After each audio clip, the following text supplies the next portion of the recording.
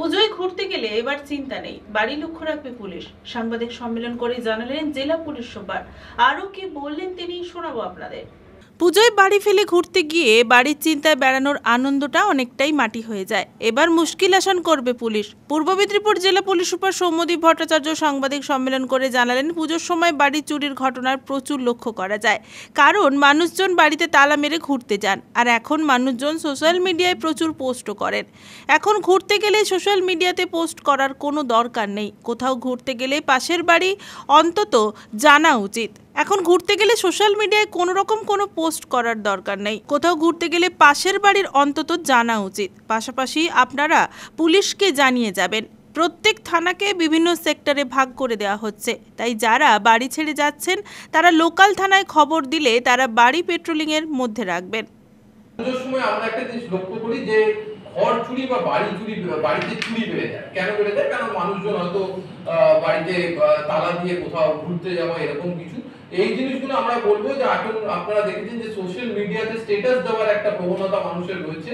তো সেটা আমরা কোথায় যাচ্ছি না যাচ্ছি, আমার মনে হয় সেটা সোশ্যাল মিডিয়ার মাধ্যমে জানার কোনো দরকার নেই, সেটা মানুষের সচেতন হওয়া দরকার।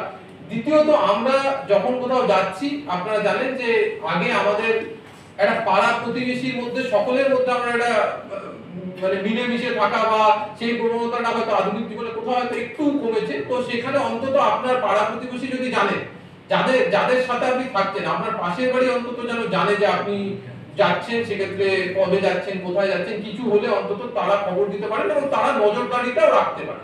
এছাড়া আপনার যদি মনে হয় কোনো ক্ষেত্রে আপনি পুলিশকে জানিয়ে যাবেন, আপনারা সবসময় পুলিশকেও জানিয়ে যেতে পারেন। সেক্ষেত্রে পুলিশেরও আমাদের, আপনারা জানেন যে প্রত্যেক দিনের নাইট মোবাইল, এই ব্যাপারটা বলে রাখি যে প্রত্যেক থানাকে বিভিন্ন সেক্টরে ভাগ করে সেই সেক্টর ওয়াইজ পেট্রোলিং এর ব্যবস্থা করা হচ্ছে। তো যারা বাড়ি ছেড়ে যাচ্ছেন তারা যদি লোকাল থানায় খবরটা দিয়ে যান, আমাদের যে নাইট সেক্টর মোবাইল থাকছে, যেখানে বাইক পেট্রোলিং এর মাধ্যমে আমরা প্রত্যেক থানাকে বিভিন্ন সেক্টরে ভাগ করেছি, তারাও কিন্তু বাড়িগুলো চেক করে দেয়। সাধারণ মানুষের কাছে এটা আপনি বললেন, সেই সাধারণ মানুষও যদি এই বার্তাটা পান আপনাদের মধ্য দিয়ে, আমার মনে হয় এগুলোকে আমরা আরো ভালোভাবে এগুলোর বিরুদ্ধে ব্যবস্থা। পুলক বেরার রিপোর্ট, খবর PCBS।